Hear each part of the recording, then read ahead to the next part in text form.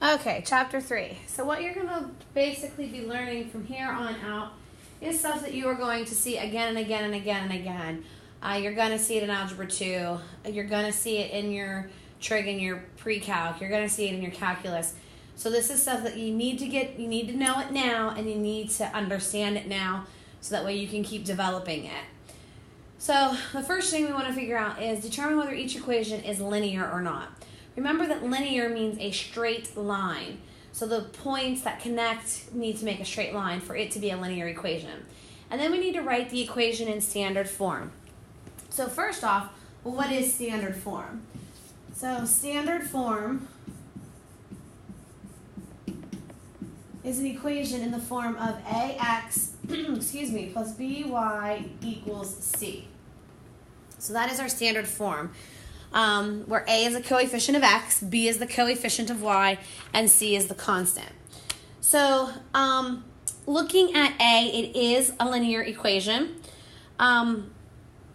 So what we do now is, the reason it's linear is because we have, each term has one specific thing. There's not two terms, like there's one term y, one term 4, and one term 3x, and there's no double variables in them. Like y is the only variable in the term y, 4 is the constant, 3x, x is the only variable in 3x. There's not a double variable. So now we need to rearrange it so that x and y are on the same side. So we notice that y is already on the left side. So let's add 3x, and we get 3x plus y equals 4. So now it's in the form ax plus by. Now, just for reference, this plus right here, it can be a minus 2.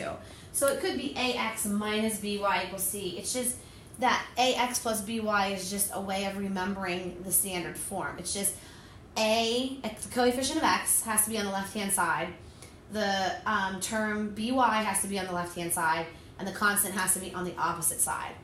So now that we have that, we need to state what is the coefficient of x, which is 3. That's A. B, which is the coefficient of y, is understood to be a 1 in front of that y, and the constant is 4. So once you put it in standard form, then you need to name the coefficients of x and y and c. Now looking at B. So this term right here is what's lets us know that this is not linear, because this has one variable in it, this has two variables in it, and it can't be linear when there's two variables in the same term. So because these variables are together in the same term, this is not linear. So we're just going to write not linear.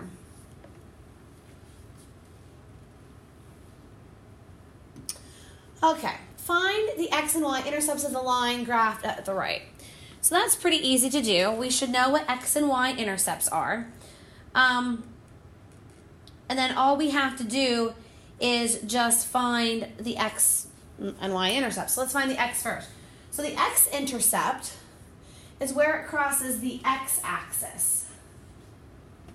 So the x-intercept would be located at 20, 0. So there's the x-intercept. And the y-intercept is where it crosses the y-axis, right there.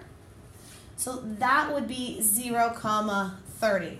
Notice that when I have the x-intercept, y is equal to 0. And when I have the y-intercept, x is equal to 0. A swimming pool is being drained at a rate of 720 gallons per hour. The table shows the function relating the volume of water in a pool and the time in hours that the pool has been draining. Find the x and y intercepts of the graph of the function. So x is our time, y is our volume. So right here, there's a 0 in for x. Okay, this is actually giving us our y. So when we have 0, 10,080, this is our y-intercept. And what this is telling me that at time 0, or when the pool is fully filled to capacity, there's 10,080 gallons of water in it. The x-intercept then would be way at the end when y is equal to 0. So when y is equal to 0, we have 14, 0. This is your x-intercept. And what that is telling me that after 14 hours, I will have no gallons in my pool.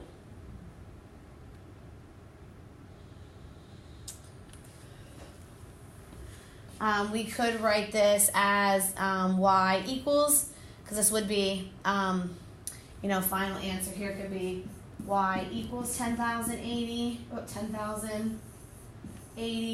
and x-intercept equals 14, okay? Describe what the intercepts mean in the situation. So we kind of talked about this in chapter 1. You have to be able to interpret the solutions, which I kind of already talked about in part A. But in part B, it says the x-intercept 14 means that after 14 hours, the water has a volume of 0 gallons. So the x-intercept 14 means that after 14 hours, there is 0 gallons of water in the pool. And then the y-intercept, I'm just going to write over here.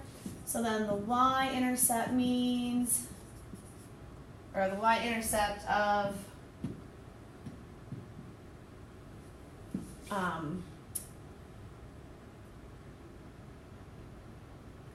10,080. I know it doesn't look like it's 10,080 because this graph is very small, but 10,080 means that there is 10,080 gallons of water when filled, or before draining, or something along those lines.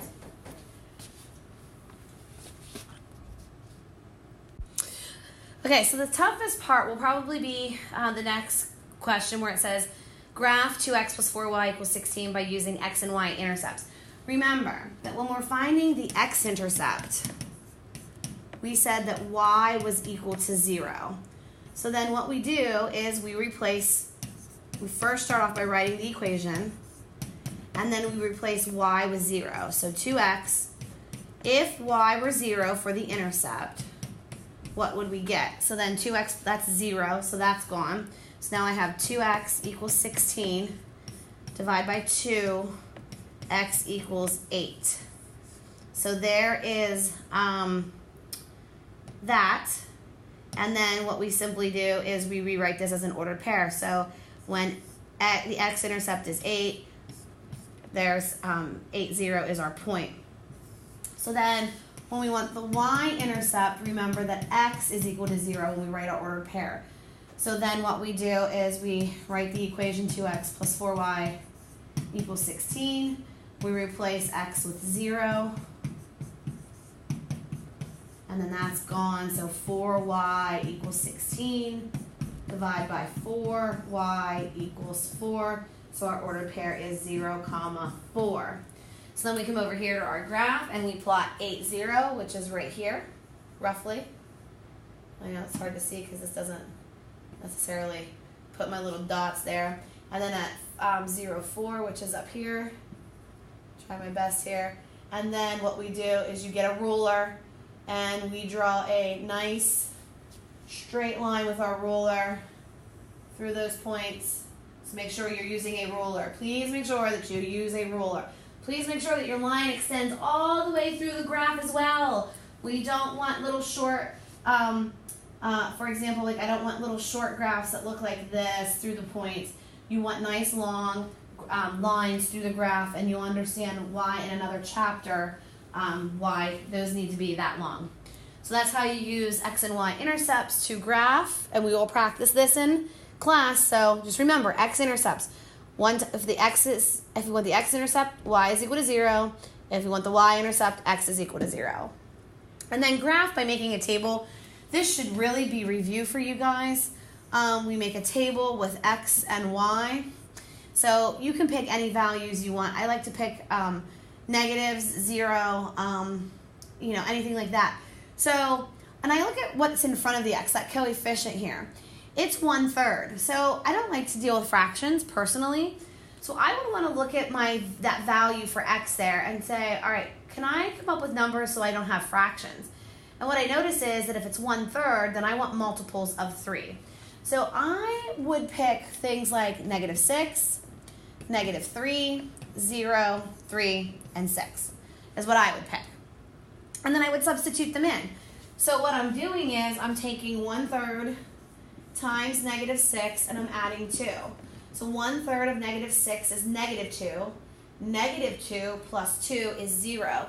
So y is 0. And then I plot the point -6, 0. And that's right there.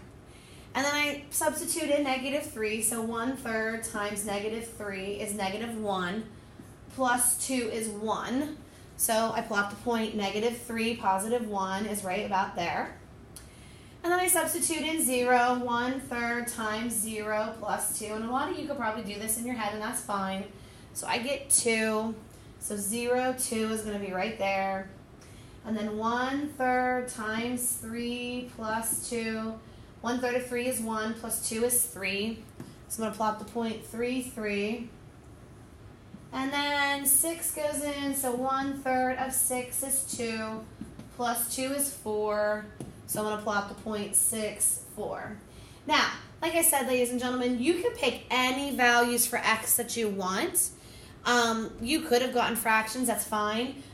It's really up to you, but get a nice array of numbers so that way you can really see how this line is going through your graph. And again, please make sure that you use a ruler.